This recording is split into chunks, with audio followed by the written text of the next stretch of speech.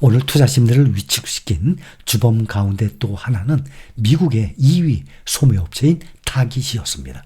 타깃은 기대 이하 분기 실적을 공개해서 어제 월마트 깜짝 실적에 한껏 고조가 됐던 투자 분위기를 급격히 침체로 몰고 갔습니다. 타깃은 21.41% 폭락했습니다. 이와 달리 가정용품 소매업체인 윌리엄스 소노마는 깜짝 실적에 힘입어서 27% 넘게 폭등을 했습니다. 다른 소매업체인 달러트리와 달러 제너럴은 각각 2.61%, 4.22% 하락했습니다. 오늘 대형 소매업체 타깃은 수익과 매출이 모두 시장 예상을 하회하는 부진한 실적을 내놓고 연간 전망을 낮춰서 주가가 폭락했습니다. 타깃의 3분기 주당 순이익은 1.85달러로 시장 예상치 2.3달러를 20%가량 크게 하회했습니다. 타깃이 이처럼 큰 폭의 어닝 미스를 낸 것은 2년 만에 처음입니다. 경쟁사 월마트가 어제 호실적과 함께 밝은 전망을 제시하고 주가가 3% 오른 것과 비교가 됩니다. 올해 들어서 월마트는 빅테크주들의 평균 상승률보다 훨씬 높은 64%나 상승 중입니다. 그런데 타깃은 반대로 지금 15%나 하락 중에 있습니다. 미국 법무부가 구글의 온라인 검색 시장 독점을 해소하기 위해서 웹 브라우저 크롬 매각을 압박하고 있는 가운데 오픈 AI가 인수 후보로 급부상하고 있습니다. 크롬이 실제 매물로 나올 경우 최대 28조 원에 달하는 가치를 지닐 것이라는 전망이 나오고 있습니다. 매각 성사 여부는 아직 불투명한 상황입니다.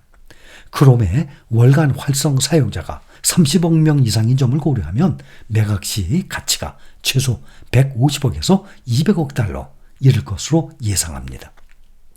크롬은 전 세계 웹브라우저 시장에서 66.7%의 압도적인 점유율을 차지하고 있습니다. 구글 검색 엔진과 연동돼서 사용자 편의성을 높인 것이 크롬의 성공 요인으로 꼽힙니다. 그러나 미국 법무부는 크롬의 높은 점유율이 구글의 검색 시장 독점을 공고히 하는 데 일조한다고 판단하고 매각을 통한 시장 경쟁 활성화를 요구하고 있습니다. 막대한 자금력을 갖춘 아마존이 유력한 후보로 꼽히고 있지만 아마존 역시 반독점 조사 대상에 올라 있어서 인수에 적극적으로 나서기는 어려울 것이라는 분석입니다. 만약에 오픈 AI가 크롬을 인수할 경우 챗GPT와 같은 소비자 대상 챗봇 서비스를 크롬과 연계해서 유통, 광고 사업까지 확장할 수 있습니다. 그러나 크롬 매각까지는 넘어야 할 산이 많습니다. 우선 법원이 크롬 매각 명령을 내려야 합니다. 지난 8월 워싱턴 DC 연방법원은 구글의 반독점법 위반을 인정을 했지만 구체적인 처벌은 내년 8월까지 결정하기로 했습니다. 법원이 크롬 매각을 최종 결정을 하더라도 구글 측의 항소가 당연히 예상됩니다. 주요 연방준비제도 인사들은 매파적인 발언을 내놓아서 미국 증시 투자 심리를 약화시켰습니다. 연준 내에서 가장 강한 매파로 평가받고 있는 미셸 보먼 연준 이사가 추가 금리에 대해서 신중해야 한다면서 현재 기준금리가 생각보다 중립금리에 가까울 수 있다고 말했습니다. 보먼은 지난 9월 연준이 0.5% 금리 인하했죠. 그때 유일하게 0.25% 인하를 주장했던 사람입니다. 리사쿡 연준 이사는 중립 수준까지 정책 금리를 더 내리는 게 적절하다면서도 상황에 따라 금리 인하를 잠시 멈추거나 더 빠르게 내릴 수도 있다고 말했습니다. 시장은 현재 연준이 12월 FOMC에서 기준금리를 0.25% 금리 인하 확률 52%로 일주일 전 82.5%에서 크게 하락했어요. 다음 달 금리 동결 가능성은 일주일 전 17.5%에서 오늘 48%로 상승했습니다. 그러니 다음 달 올해 한 번 남았죠. 12월 중순에 인하 52%, 동결 48%. 그동안은 동결 10%대였습니다. 그런데 인하가 52%, 동결 48%로 격차가 많이 줄어들고 아예 거의 50대 50 가까이 지금 가고 있는 상황입니다. 대선 이후에 촉발됐던 트럼프 랠리에 열기가 식고 지정학적 리스크가 커지면서 증시가 주춤하고 있지만 월가에서는 시장이 내년에도 좋은 흐름을 보일 것이라는 낙관적인 전망이 계속 나오고 있습니다.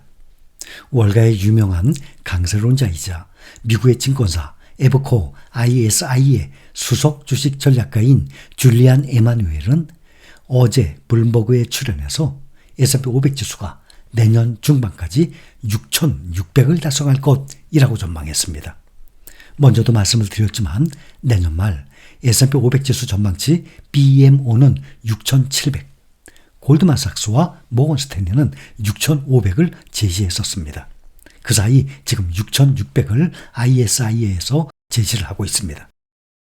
에마뉴엘 전략가는 최근의 증시 랠리가 주춤하고 있는 것과 관련해서 시장이 모든 변화를 소화하고 있는 단계에 있다라고 생각한다면서 미국 국민들은 변화를 선택했고 그 변화는 매우 빠르고 강하게 일어나고 있다라고 분석했습니다. 투표 이전에 고객들은 분열된 정부를 원했지만 통합된 정부가 들어섰다면서 통합된 정부는 빠르게 움직이라는 지시를 받았고 이것은 더 큰 변동성을 의미한다라고 설명했습니다. 그러면서 정책이 어떻게 시행될지에 대한 불확실성도 여전히 크다고 덧붙였습니다. 도널드 트럼프 행정부 2기의 법인세 인하 정책이 미국 증시에 긍정적으로 작용할 것이라는 진단이 제기됐습니다. 일부 전문가들은 S&P 500이 30% 가까이 오를 것으로 내다보고 있습니다. 그러면 2022년 하락장을 끝내고 23년 25%, 지금도 24년도 현재 아직 연말도 안 됐는데 25%, 또 내년에 30%또 오른다면 연속 3년 20% 이상 상당히 크게 오르는 것입니다.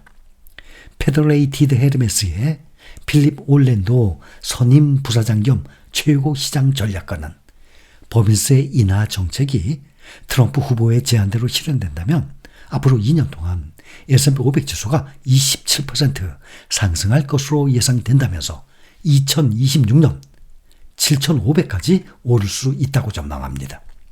내년에는 S&P 500 지수가 6,200에 도달할 것으로 보고 있습니다. 6,200이라면 오늘 현재 5,917이니까 현재 수준 대비 겨우 4.8% 높은 수준입니다. 법인세 인하 효과가 시간이 갈수록 배가 된다고 판단하고 있습니다. 올랜도 부사장은 트럼프의 감세 효과가 완전히 반영이 되려면 몇 년이 걸릴 것이라면서 선거가 끝난 후 전개된 랠리는 더 강력한 경제 성장에 대한 기대에 근거해서 정당화된 것으로 보인다라고 말했습니다. 오늘 월가의 공포지수로 불리는 시카고 옵션 거래소의 변동성 지수 VIX는 5.44% 많이 올랐습니다. 17.24를 기록을 하고 있습니다.